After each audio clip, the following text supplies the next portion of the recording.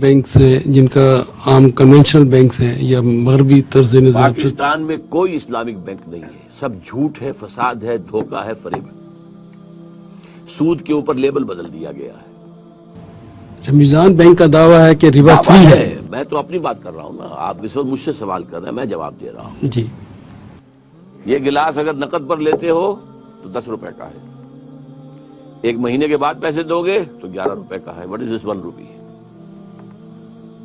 बताइए ना। ठीक है जी। नहीं, 1 रुपया उस पर वो चार्ज कर रहे हैं। क्या चार्ज किया है? वो उनका दावा तो है कि प्रॉफिट है। ये पहले से तयशुदा प्रॉफिट ही का नाम सूद है। कोई बैंक नहीं, सब ये धोखा है, फरेब है।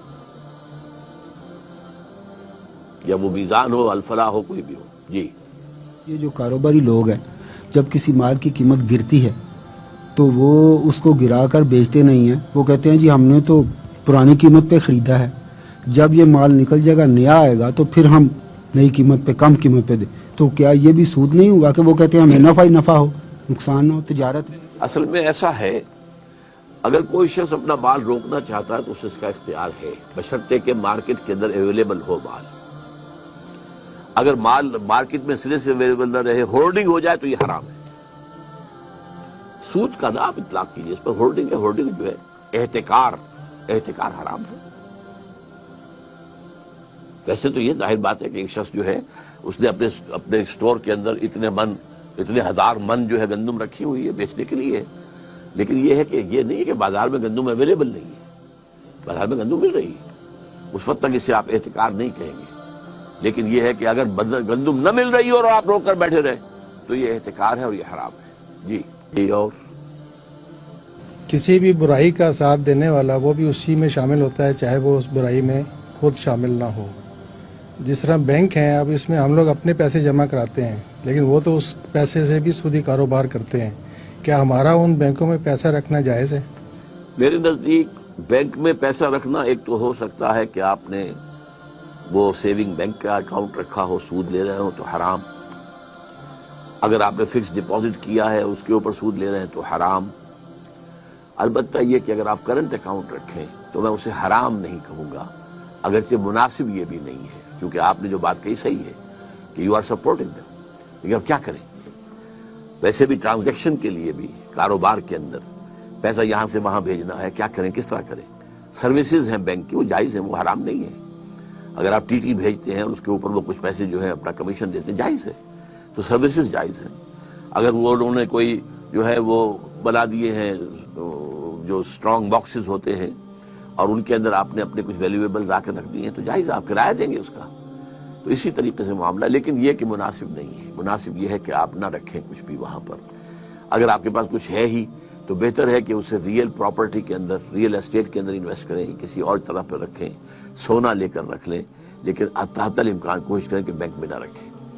आपने कहा कि ये सूदी निज़ाम है सारा बैंक का, तो जो लोग बैंक में काम करते हैं एज ए सॉफ्टवेयर इंजीनियर या एज ए कंप्यूटर ऑपरेटर, जिनका इस लेन देन से कोई ताल्लुक नहीं है, उनको जो मिलेगी सैलरी, क्या वो भी हराम की उसमें आएगी? कि मैं यहाँ फतवा देने के लिए नहीं बैठा हूँ। मुनासिब है कि बैंक की सर्विस न की जाए, मैं ये मशवरा दे सकता हूँ, क्योंकि बैंक जो है वो 100% सूद का मामला है। बेसिक प्रोपोजिशन क्या है कि कम शरह सूद के ऊपर लोगों से डिपॉजिट लो और ज्यादा शरह सूद के ऊपर लोगों को डिपॉजिट दो, तो इसकी आमद भी और इसकी रफ्त भी दोनों सूद पर है। तो अब मेरे नज़दीक जो है इसकी मुलाजमत छोड़कर अगर 20,000 की मुलाजमत की जगह कोई जगह पर आपको 10,000 की मिल जाए तो वो बेहतर है। अलबत्ता ये मैं आपको बता दूं कि कोई शख्स भी हम में से 100% सूद से फारिग नहीं है। हमारी फिजा में सूद है, हमारी ग़िज़ा में सूद है। जो गंदम का दाना हमारे अंदर जाता है उसके अंदर सूद शामिल है। उसके लिए बीज खरीदा गया था सूदी कर्जे पर, उसके लिए पेस्टिसाइड्स खरीदे गए थे सूदी कर्जे पर, उसके लिए खाद ली गई थी सूदी कर्जे पर, उसके लिए अगर ट्रैक्टर लिया गया था सूदी कर्जे पर। एक एक दाने में सूद है। तो हुजूर ने फरमाया था कि एक जमाना आएगा कि चाहे कोई शख्स सूद खाए ना, लेकिन सूद उसके अंदर सूद का गुबार या दुखान जरूर जाएगा।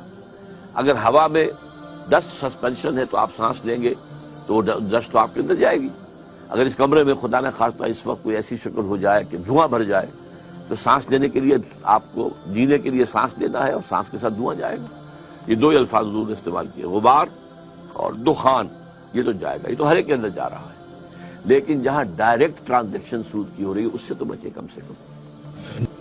بینک کے متبادل اسلامی نظام میں کوئی سسٹم میں چل رہا ہے کسی ملک میں, یا آپ کے پاکستان میں کچھ اس کے امکانات ہیں؟ میرے علم کی حد تک کہیں نہیں ہے. یہ سب اسی کیپٹلزم کی جو ہے لیبل بدل دیے گئے. اب جیسے کہ مارک اپ کیا ہے؟ سود ہے. آپ جس بینکر سے پوچھیں گے وہ کہہ دے گا سود ہے. آپ نے نام بدل دیا. شراب کی بوتل کے اوپر آپ نے روح افزا کا شربت لکھ دیا ہے تو شراب. یہ جب تک ذہنیت نہیں بدلے گی, دولت پرستی جب تک اس کی جڑیں نہیں نکلے گی دلوں کے اندر سے, سود ختم نہیں ہو سکتا. سود خوری دولت پرستی کا اظہار ہے. ورنہ آپ کے پاس زائد پیسہ ہے, آپ کی ضرورت اللہ پوری کر رہا ہے, آپ کو 10,000 روپے تنخواہ مل رہی ہے, آپ کے پاس کچھ پیسہ رکھا ہوا ہے, آپ کسی غریب کو بھی تو دے سکتے ہیں نا. اللہ کے بینک میں جمع کرا دیجئے, وہاں تو 700 گنا ملے گا, اس سے بھی زیادہ ملے گا. آپ کسی اپنے بھائی کو دے دیجئے کہ وہ کچھ کاروبار اپنا شروع کر لے, کوئی دکان ڈال لے چھوٹی سی, کوئی کریانے کی دکان ڈال لے, اور اس میں سے یہ کہ آپ اس سے قرض لے لیجئے, قرض حسنہ واپس لے لیجئے. یہ بھی تو کر سکتے ہیں نا. لیکن جہاں دولت کی پرستش ہو رہی ہو وہاں پہ یہ کام نہیں ہو سکتا. دین کی بات پھیلانا صدقہ جاریہ ہے. ثواب کی نیت سے ویڈیو کو شیئر ضرور کیجیے. جزاک اللہ.